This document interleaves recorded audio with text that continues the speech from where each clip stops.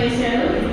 వాళ్ళని మేము సపోర్ట్ చేసుకుంటూ దీనిలో ఇన్వాల్వ్ అయ్యి మేము కోఆర్డినేషన్ చేసుకుంటూ ముందుకు వెళ్ళాలని మేము సపోర్ట్ చేస్తున్నాను. అలానే ఈ రోజుల్లో అసలు అంబేద్కర్ గారి గురించి మాట్లాడటం మర్చిపోతున్నారు. అసలు రాజ్యాంగం అంటే ఏంటి అని అడుగుతున్నారు. అప్పట్లో బాబాసాహెబ్ అంబేద్కర్ గారు మన కోసం పోరాడి కాన్స్టిట్యూషన్ మన కోసం ఏర్పాటు చేసి ఒక మంచి పరిపాలన చేయండి అని మన ఇండియాకి ఒక మార్గం చూపించిన గొప్ప మహానేత డాక్టర్ బిఆర్ అంబేద్కర్ గారు.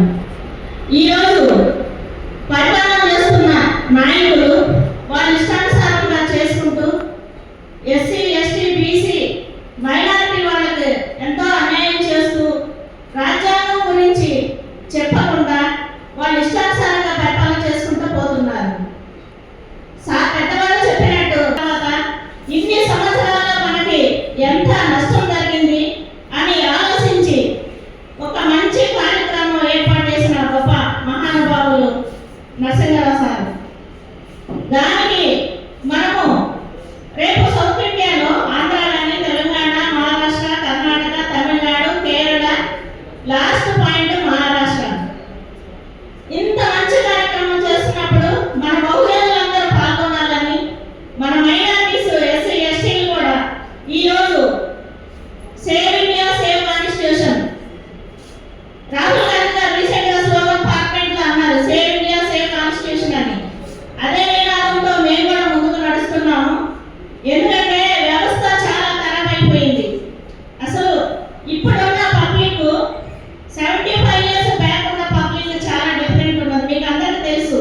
మీడియా ద్వారా మనం ఎన్నో చూస్తూ ఉంటున్నాము. అలానే కాన్స్టిట్యూషన్ కు సపోర్ట్ చేయమని బాబాసాహెబ్ అంబేద్కర్ గారు ఏం చేశారనేది ఆయన గురించి తెలియజేస్తూ మాటల రూపంలో గల్లీ నుంచి సిటీ వరకు చెప్పుకుంటూ వెళ్తూ ఒక మంచి కార్యక్రమం మేము ఏర్పాటు చేయబోతున్నాము.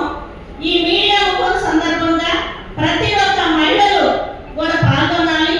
అలానే యువకులు, యువజన సంఘాలు, ఎన్జిఓస్, అలానే పొలిటికల్ ఉన్న నాయకులు కూడా ఈ రాజ్యాంగం గురించి సపోర్ట్ చేయాలని అందరికీ విజ్ఞప్తి చేస్తూ, మరి ముఖ్యంగా దీనిలో ఉన్న వాళ్ళు ఏదో వీళ్ళు అంబేద్కర్ గారి గురించి ఏదో రథయాత్ర పెట్టుకున్నారు మాకెందుకులని రోడ్డు మీద పోతూ కూడా ఇన్వాల్వ్ అవ్వరు. మరి ముఖ్యంగా అలాంటి వాళ్ళు కూడా మనం అందరం ఒకటే, ఆల్ ఆర్ ఇండియన్స్. మనం కాన్స్టిట్యూషన్ కాపాడుకుందాము.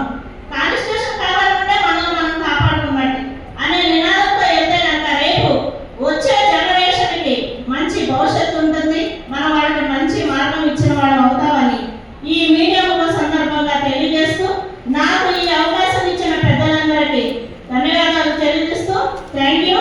జై భీమ్.